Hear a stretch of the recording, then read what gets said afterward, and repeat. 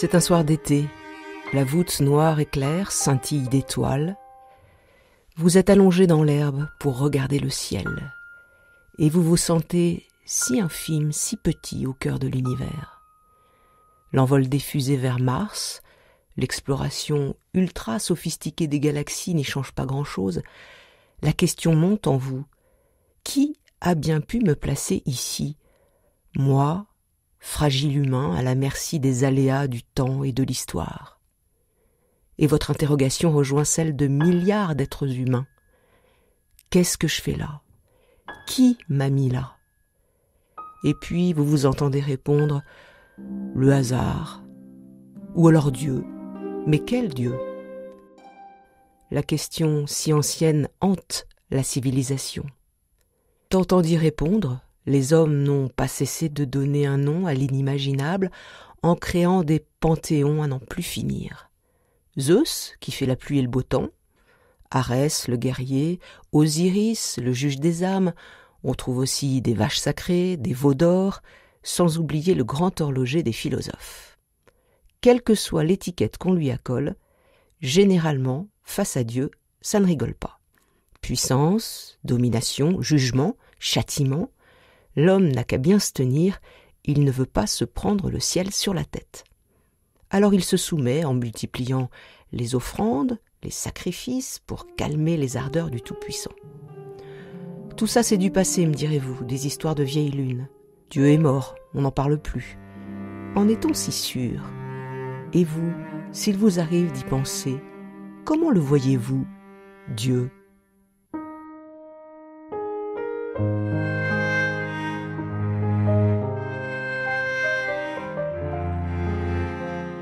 L'Esprit Zindel, un podcast pour penser l'homme et Dieu autrement. Épisode 3. Dieu n'est pas solitaire. Maurice Zindel aimait à dire « Ne parlez pas trop de Dieu, vous allez l'abîmer ». Nourri au père de l'Église, lecteur des plus grands théologiens, il nous invite à faire un grand ménage pour prendre du recul au sujet de ce que nous croyons savoir. Lui-même, dans son itinéraire, en vient très tôt à opérer une salutaire traversée des images et des concepts, comme le précise Claire Bellay-Audan, qui nous accompagne aujourd'hui. Créatrice d'un atelier de reliure, cette théologienne, membre d'Ecclesia Lab, est spécialiste de l'œuvre de Maurice Zindel.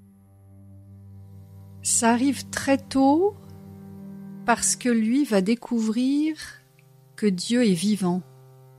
Et donc il se rend compte assez vite de ce décalage entre un Dieu qui lui est présenté comme un concept dans ses études et cette expérience spirituelle petit à petit qui va le remplir. Et à ce moment-là, il est déboussolé, on peut dire, entre par exemple, cette manière de parler de Dieu dans un catéchisme que lui-même va être appelé à transmettre, et toute cette expérience spirituelle, il va sentir très vite le décalage. Et donc, son questionnement, c'est « mais comment je pourrais parler de Dieu d'une manière à ce qu'on comprenne que Dieu, c'est la vie de ma vie ?» Alors nous allons y revenir, mais j'aimerais qu'on parle des images foisonnantes qu'on a de Dieu généralement, que beaucoup de gens ont de Dieu, du Dieu des armées, le Dieu de la foudre, le Dieu juge, en passant par le Dieu papa gâteau, le Dieu doudou, le Dieu bonhomme aussi, c'est une expression de Maurice Zindel. Il y a énormément de projections, on peut dire ça ? Oui, on peut dire que ce sont des images qui sont extérieures et qui sont liées à nos représentations. C'est vraiment cette catégorie de représentation qui veut déconstruire et qui souvent sont des représentations assez négatives, véhiculées pour une part avec une certaine lecture biblique et puis d'autre part avec notre propre cheminement qui est lié à notre psychologie. Donc ça, il va beaucoup insister sur une déconstruction des images et puis avec l'itinéraire mystique en disant qu'une image appelle une autre image, c'est-à-dire il peut y avoir des images qui sont justes, mais ce ne sont que des images. Donc en fait l'idée c'est de cheminer d'image en image et en sachant que voilà, on ne peut pas enfermer Dieu ni dans des représentations ni dans des expériences et donc finalement émerge une dynamique. Voilà. Un Dieu qu'on ne peut pas mettre, qu'on ne peut pas objectiver, qu'on ne peut pas mettre en boîte, on va dire ça comme ça. Tout au long de ce podcast, nous essayons de résumer la pensée de Zindel et nous avons déjà dit que l'objectif de l'homme, c'est devenir une personne, c'est de s'extraire d'un moi instinctif, infantile, tout ce qu'il appelle l'homme préfabriqué, pour rentrer dans la personne que nous sommes. Et il lie justement la façon dont nous regardons Dieu à ce propre chemin intérieur que nous faisons ou pas, de nous extraire de notre moi instinctif. Tout à fait. C'est-à-dire que pour lui, un chemin vers Dieu est un chemin vers soi. Il n'y a pas de séparation, et plus on entre dans une connaissance de soi en vérité, plus on va entrer dans une connaissance de Dieu vivante, vivifiante et transformante. Et intérieure, on sort de l'extériorité. Voilà, exactement. C'est-à-dire que la vraie question du rapport au religieux, c'est de passer d'une extériorité à une intériorité. Très souvent, Zindel dit « repassons par le filtre du dedans », que ce soit dans les dogmes, que ce soit dans la parole de Dieu, que ce soit dans toutes ces expériences humaines de l'art, cherchons la présence au dedans. Quelque part, c'est cette présence qui transforme nos représentations, qui les ajuste, qui les purifie, qui les vivifie. Donc, si nous regardons Dieu en surface, du dedans, avec notre moi justement infantile, très vite, on tombe dans la caricature, mais c'est aussi vrai si on est simplement intellectuel et qu'on l'analyse en pur objet conceptuel. C'est ça. En fait, l'idée, c'est de ne pas se laisser enfermer par une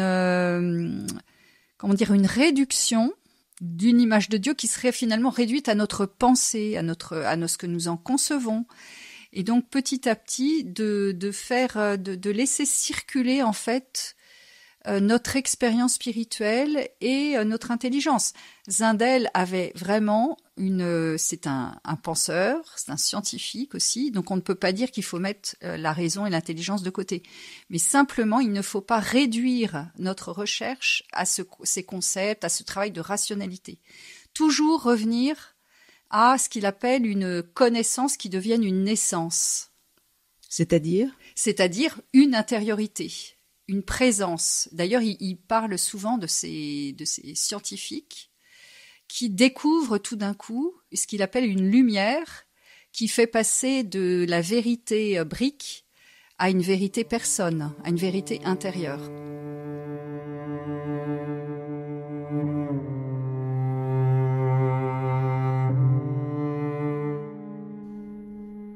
Rien n'est plus déchirant que de voir Dieu constamment défiguré, affirmé d'une manière absurde, comme une puissance extérieure au monde, non engagée dans notre vie, confite tout entière en elle-même, dans sa gloire et son bonheur et jouant dans notre monde qui n'est rien pour lui, dont il n'a pas besoin, et qu'il laisse se débattre dans les agonies que nous connaissons. Rien de plus déchirant que cette conception de Dieu qui écarte tant d'hommes contemporains, sincères, aux sentiments humains, de toute recherche de Dieu parce qu'ils l'ont, une fois pour toutes, identifié à cette espèce d'idole impensable pour eux.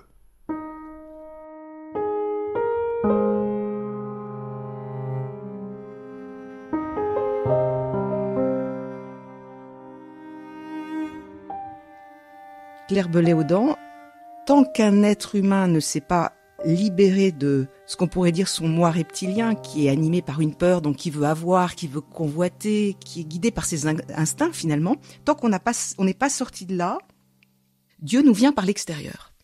C'est ce qu'il dit et il est défiguré. Il est idolâtré. Donc c'est tout un travail en fait de traversée. Moi je dirais c'est presque une traversée pascale, où nous apprenons à mourir à nos fausses représentations de Dieu pour nous ouvrir à une transformation. Et pour Zindel, on peut dire que l'image de Dieu qui vient tout renouveler, plus qu'une image, vraiment une présence de Dieu, c'est ce que j'appellerais l'évangile du lavement des pieds. Pour lui, c'est ce qu'il appelle une révolution copernicienne qui vient reprendre nos représentations de Dieu et les passer au crible de cette icône du lavement des pieds. Jésus-Christ est majeur, bien sûr, pour Maurice Zindel, il est chrétien, parce qu'il dit que c'est une bascule entre le Dieu extérieur et le Dieu intérieur. Quand les rédacteurs de la Bible parlent de Dieu, souvent ils projettent leurs propres émotions, leur histoire personnelle. Donc on a un Dieu juge qui nous fait gagner des victoires, très puissant, de cette puissance-là, une puissance extérieure. Et avec Jésus-Christ, il y a un approfondissement vers l'intériorité.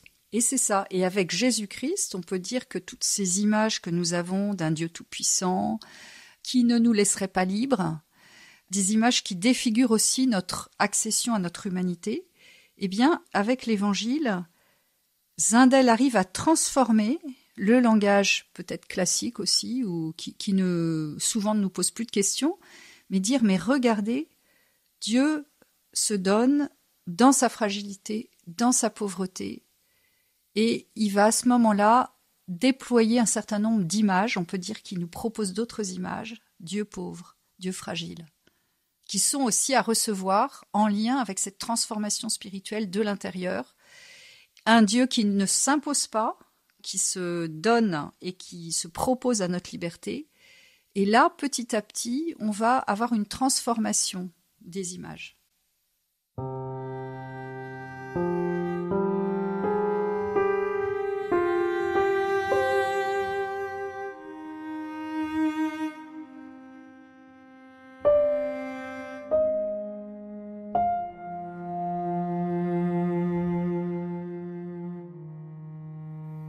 Zindel dit que Jésus est à la fois vrai homme et vrai Dieu. Il reprend complètement la tradition des pères, des conciles, et il explique comment c'est une double clé qui nous aide à la fois à devenir vraiment homme et à comprendre qui est le vrai Dieu.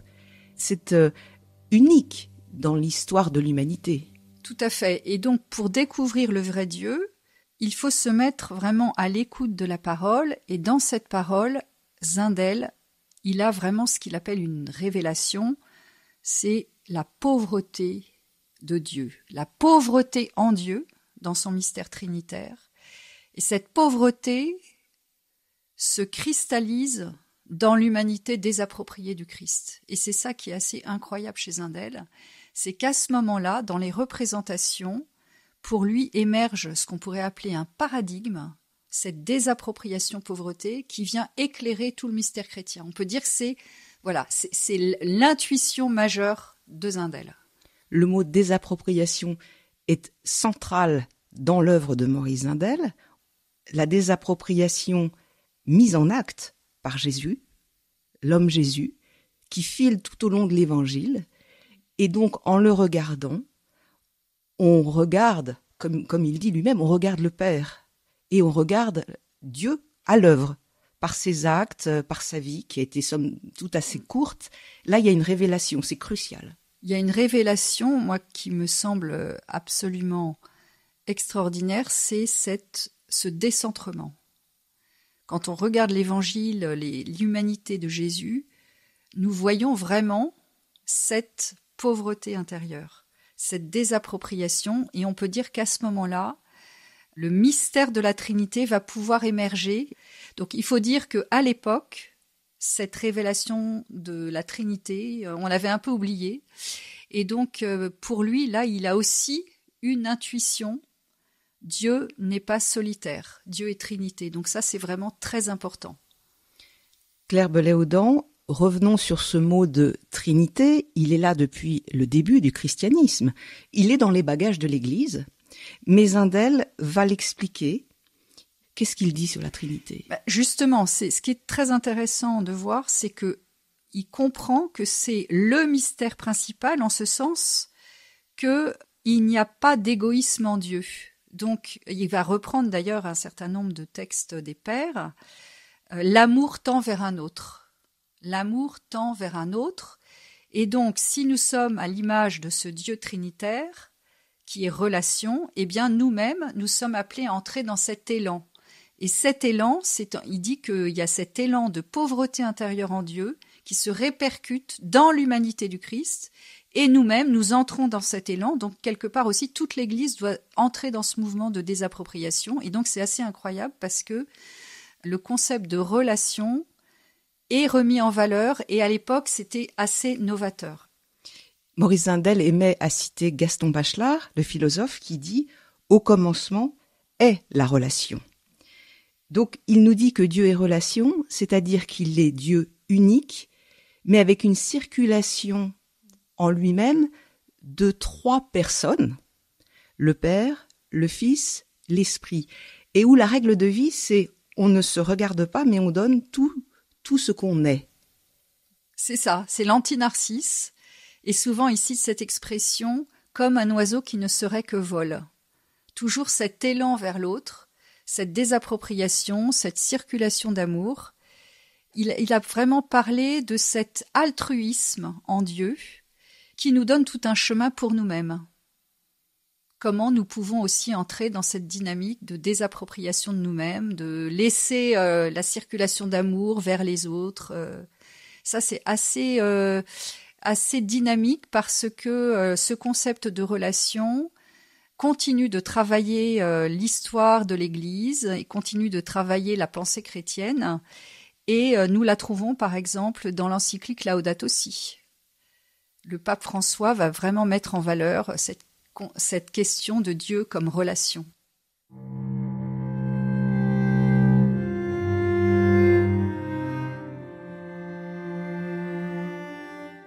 La Trinité nous ouvre le cœur de Dieu.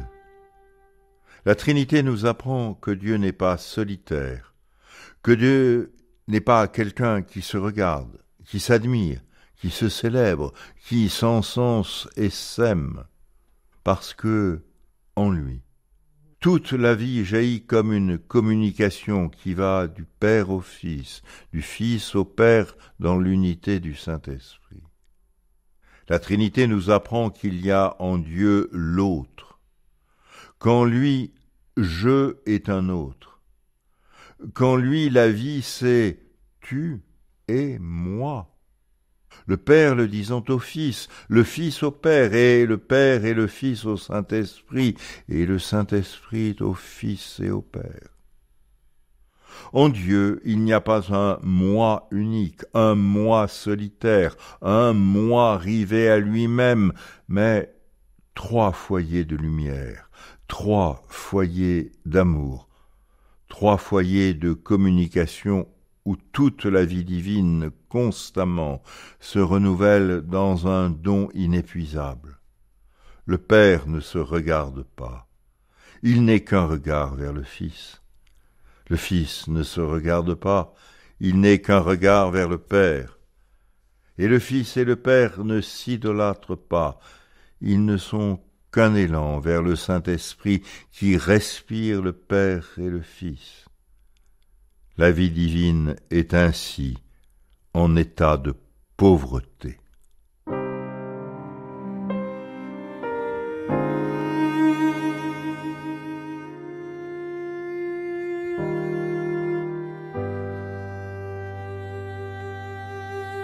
Claire Bellet-Audan, je reviens sur le livre de la Genèse, parce que Maurice Zindel part toujours de l'Écriture, Première Alliance, mais aussi Nouveau Testament. Et on lit dans la Genèse que nous sommes créés à l'image de Dieu pour lui ressembler. Donc si le modèle, c'est la relation à l'autre, notre travail, c'est donc de plus en plus être dans la relation, avec ce Dieu qui se propose, mais aussi avec tous ceux qui nous entourent. L'enjeu, c'est là, c'est la relation, la profondeur d'une relation. La profondeur de la relation, pour Zindel, en fait, se déploie comme un travail, et justement, c'est ça qui est très intéressant. Nous devons faire un travail sur nous-mêmes. Il a bien compris que l'être humain est un être blessé, et que justement, cette relation, elle est blessée, on peut dire, dès l'origine.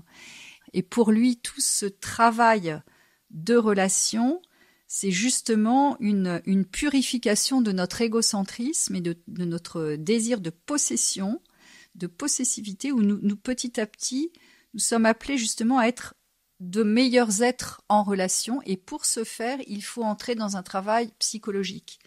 Donc Zindel a été un accompagnateur spirituel, il s'est bien rendu compte que parfois notre difficulté à être en relation, c'est justement parce que nous sommes encombrés par ce qu'il appelle aussi des problématiques infantiles. Donc il faut retravailler notre histoire pour redevenir des êtres relationnels. Oui, il insiste bien sur le fait que quand nous sommes dans la captation ou dans la violence ou dans la convoitise, souvent ça s'inscrit dans un trajet de vie et que nous avons pu prendre ces plis-là à cause de notre histoire. Et que le péché, rater sa cible, ça arrive après, c'est une conséquence. Et que, pour Maurice Zindel, chaque personne peut sortir, par la grâce, sortir de cette logique mortifère pour rentrer dans un chemin de vie. Oui, j'aime bien ce terme de sortir parce que à la fois, il faut entrer en soi et en même temps, en entrant dans ce travail intérieur, petit à petit, l'idée c'est que l'être humain, pour Zindel, est appelé au don, donc à une sortie de soi.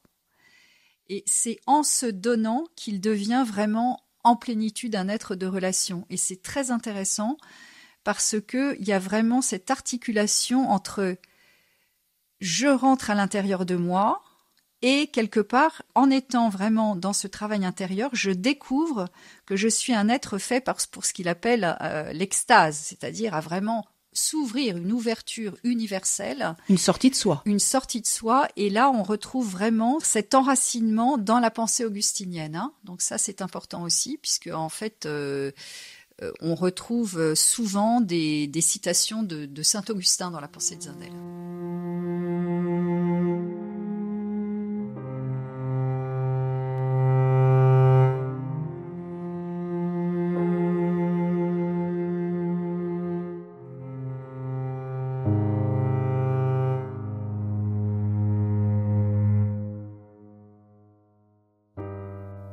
Claire Bellet-Audan, Dieu n'est donc pas solitaire.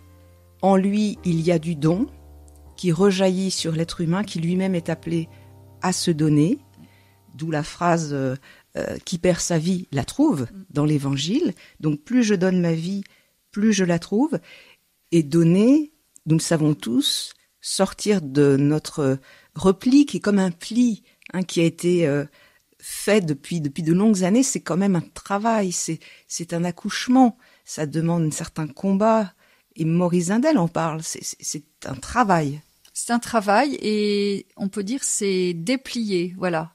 Tout ce qui est replié, faut le déplier, il faut à nouveau se relier, c'est très important, et on peut dire que l'expérience de Zindel, c'est celle d'un accompagnateur spirituel, donc je crois que c'est très important aussi, de ne pas oublier que si Zindel est un penseur, il est aussi un accompagnateur et qu'il va confronter à chaque fois tout son travail de réflexion à ce qu'il vit dans l'expérience d'accompagnateur.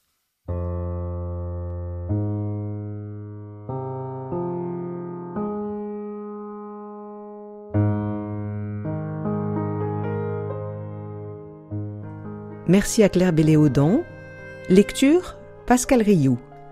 Voix Hubert Hartig. Musique originale Hugues Laurent. Réalisation Béatrice Soltner.